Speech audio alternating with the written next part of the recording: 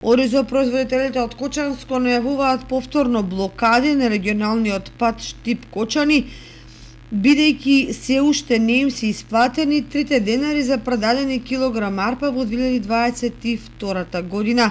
Најавите за нови протести следуваат откако власта повторно ги изигра и не се остана на зборот и парите од интервентната мерка не легнаа на нивните сметки, изјави Здравко Арсов од иницијативниот одбор. Дополнителни 3 динара од ковид мерката.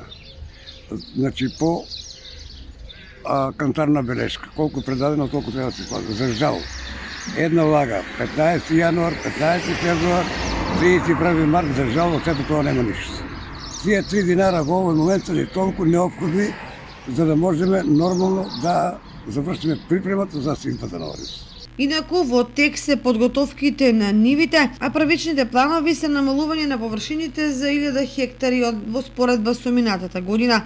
Тоа значи дека оваа година под Орис ќе бидат посејани 2500 хектари, информираат од Водостопанство Брегалница. Промена во оваа ситуација ќе има доколку зачестат врнежите од дожд. Браната Калиманци е полупразна и во моментот во неа се акумулирани 81 милион метри кубни вода, што е за 35% помалку од минатата година.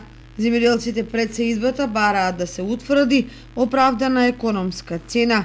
Тоа значи, ако 30 денари е производната цена, требаат 40% повеќе за да се има пари за репродукција и за живот. Пред сеизбата да одредат која цена ќе биде и економска оправданост, ако немаме сметка да работиме уопште.